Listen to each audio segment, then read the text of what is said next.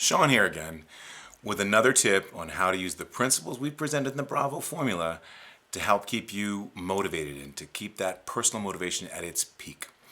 I've talked about goal setting and how our goals need to be based on behavior and the actions, those small victories on the road to the big goal, and how they need to be SMART goals, specific to the big goal, measurable, attainable, relevant, and time sensitive. Now that's lovely, but goals need to be motivating. We need to want to take action.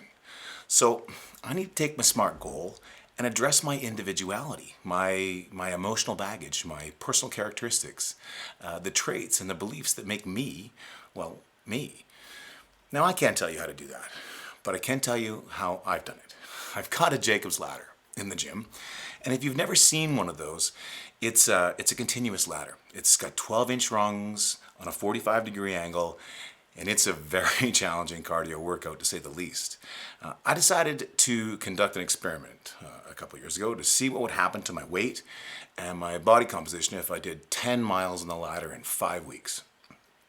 I had to do 100 feet per day, 5 days a week to complete that goal. So I promptly told every one of my clients about my plan, everyone that I work with, which is the social motivation and the peer pressure, and I got started.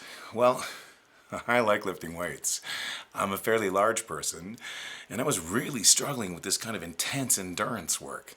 It was painful, and I really did not like it. What I needed was a change in my attitude. I needed some personal motivation. I just watched a movie about summiting Everest, and I have mad respect for those mountaineers, incredibly gritty, tough athletes, and I wanted to scale Everest. So what I did was I took my whiteboard and I scaled a drawing of that famous mountain peak, 22,474 feet. And beside it I drew a line, roughly twice that, the 52,500 feet that I'd told everybody I was going to do on my ladder. And well, this is similar to what the picture was that I had.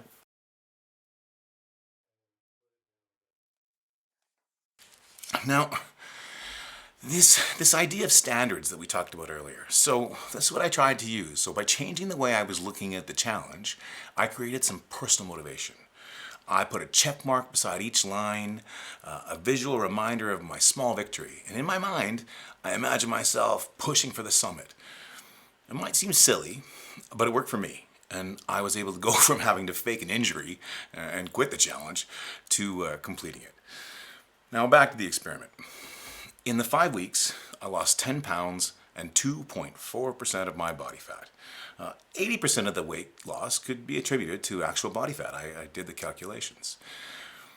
Boosting your personal motivation to develop healthy habits and meet your physique goals, it doesn't have to involve climbing Mount Everest twice in 5 weeks.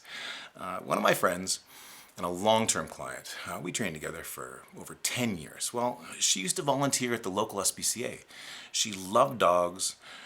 She didn't really love doing cardio, but she loved walking the dogs waiting for adoption at the shelter. She changed what she used to see as a chore, and she turned it into something that she really wanted to do. That's how we take an aspect of ourselves, you have to take an aspect of yourself, and apply it to this program. You want to take your motivation and you want to boost it. So give it a try.